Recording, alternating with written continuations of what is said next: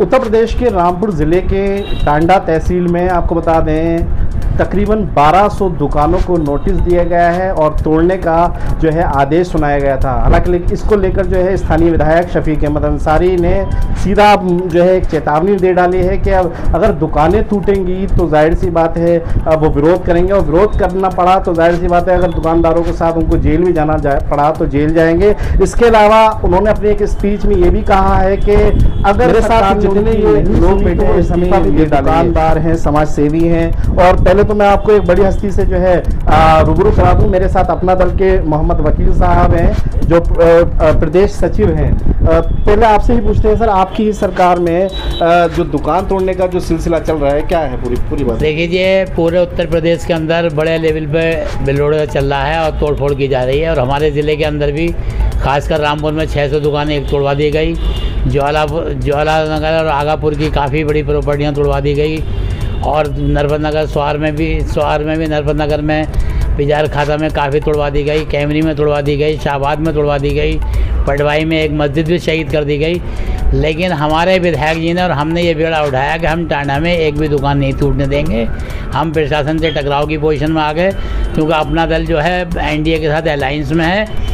अगर वो तोड़वा रहे हैं, बिना उनके अधिकारी आते हैं, उल्टी सीधी पैमाइश करते हैं, किसी का 5 मीटर पर निशान लगाते हैं, किसी का 3 मीटर पर निशान लगाते हैं, किसी का 2 मीटर पर निशान लगाते हैं, कोई एक समानता उनके अंदर है नहीं और मनमाने तरीके से वो यहाँ पर बिल्डोज़र चलाना चाहते थे, जिसको हमने रोकने के लिए ये कदम उठाया और माननीय मुख्यमंत्री से हमारे विधायक जी ने टाइम लिया, तुरंत उनसे मिले और उसके बाद प्रमुख सचिव संजय प्रसाद जी से गृह से मिलने के बाद डीएम साहब को काफ़ी टाइट कराया और टाइट कराने के बाद डीएम साहब ने फिर ये कार्रवाई को रोका। इस बीच में हमारे व्यापारी लोग ज़्यादा बड़ी तादाद में हाई कोर्ट की शरण ली और हाई कोर्ट से हमें बड़ी तादाद में कामयाबी मिली और स्टे मिला।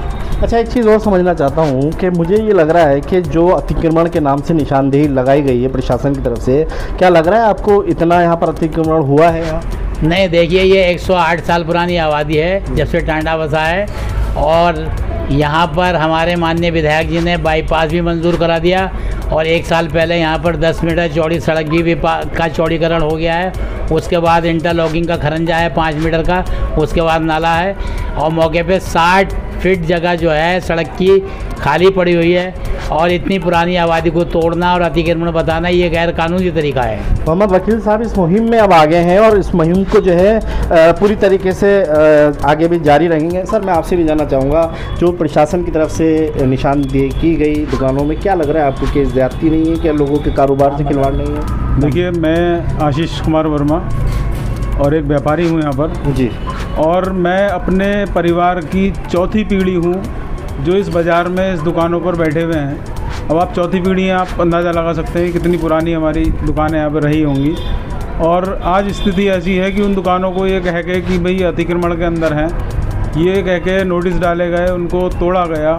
आज व्यापारी की कंडीशन यहाँ पर इतनी ख़राब है कि व्यापारी जैसे तैसे बैंकों से कर्ज लेके, लिमिट करा के, लोन लेके अपना व्यापार चला रहा है। अगर उसकी दुकानों को, व्यापारों को ही ख़राब कर दिया जाएगा तो वो कैसे तो कर्ज चुकाएगा, कैसे अपना परिवार का पोषण करेगा, कैसे क्या करेगा।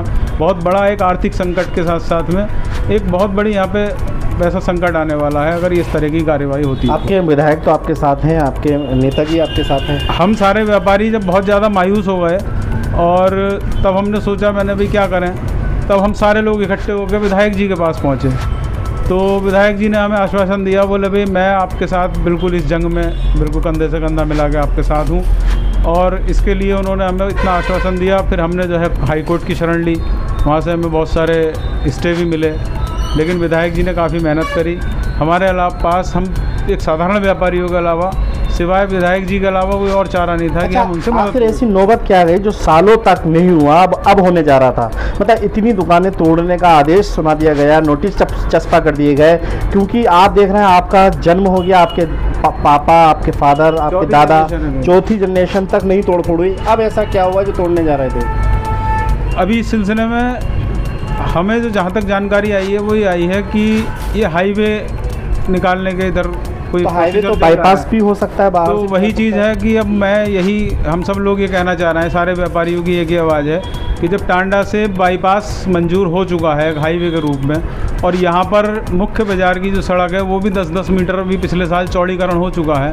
पोलों की जो शिफ्टिंग थी वो भी हो चुकी है। तो अब मुझे नहीं लगता कि कोई औचित्य है इसको कि चौड़ाकरण करके या दुकानों को, व्यापारियों को नुकसान पहुँचा के और उनका जो है आर्थिक रूप से और शारीरिक रूप से, मानसिक रूप से उनका शोषण करना चाहिए। मुझे लग रहा है एक खूबसूरती जो टांडे की है, कहीं ना कहीं अगर ये टूटती हैं दुकानें तो खूबसूरती भी खत्म हो जाएगी। क्योंकि वकील साहब एक सवाल और ले लेता हूँ आपसे, जैसे टांडा बड़ा सुंदर सा है क्योंकि मुख्य बाजार है, यहाँ से जाते हुए खूबसूरत टांडा लगता है कि टांडा है, ऐसे ही नरपत नगर को तोड़ दिया गया, उसकी खूबसूरती बेकार कर दी गई, क्या लग रहा है आपको? नरपत नगर को पूरा खंडर बना दिया गया और टांडा के अंदर बहुत बड़ी तादाद में मंदिर की प्रॉपर्टी, धर्मशालाओं की दुकानें और उसके साथ साथ मस्जिद की दुकानें, 3 मस्जिदों का गेट आ रहे हैं और मंदिरों के गेट आ रहे हैं और बहुत बड़ा नुकसान धार्मिक स्थल पर भी होने जा रहा है।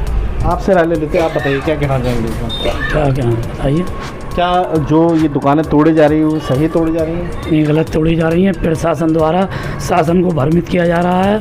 हमारे विधायक जी माननीय मुख्यमंत्री जी से मिले, पूरी पीड़ा उन्होंने बयान करी। मुख्यमंत्री जी ने भी आश्वासन दे दिया है विधायक जी को और विधायक जी प्रमुख सचिव से भी मिले और विधायक जी ने यहाँ आकर के जनसभा में पूरा एक आश्वासन दे दिया है कि शासन आपके साथ है, प्रशासन की भ्रमित बातों में ना आए। आप बताइए वैसे। जी बताइए। जी, मैं व्यापार मंडल नगर विभागाध्यक्ष जी।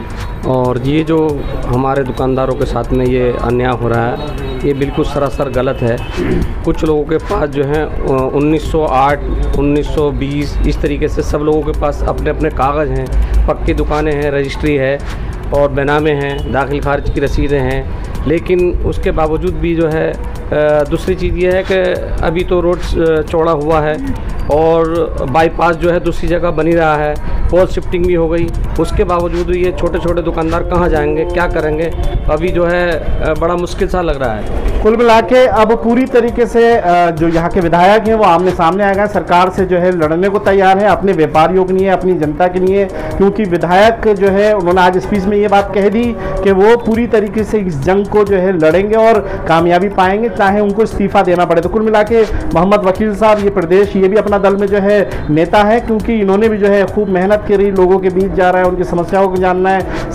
कई बार तो लखनऊ और हाईकोर्ट तक के चक्कर लगा लिए। तो कुल मिला के अब देखना ही होगा, क्योंकि अपना दल और भारतीय जनता पार्टी की सरकार के साथ मिलकर ये जो है चल रहा है। अब ये देखना होगा कि क्या वाकई यहाँ की दुकानें टूटती हैं, क्या वाकई इन लोगों की मेहनत कामयाबी रंग लाती है, क्योंकि हालांकि कोर्ट से तो इनको राहत मिल गई है। अब देखना होगा कि प्रशासन जुल्म का जो है बुलडोजर चलाएगा या वाकई इन पर जो है किस तरीके का जो बेरोजगार हो चुके हैं लोग, उनका रोजगार बच पाएगा। इसकी मुहिम जो है आगे विधायक जी की तरफ से चलाई जा रही है। वीडियो परवेज अली के साथ अफान अहमद, QTV भारत, उत्तर प्रदेश।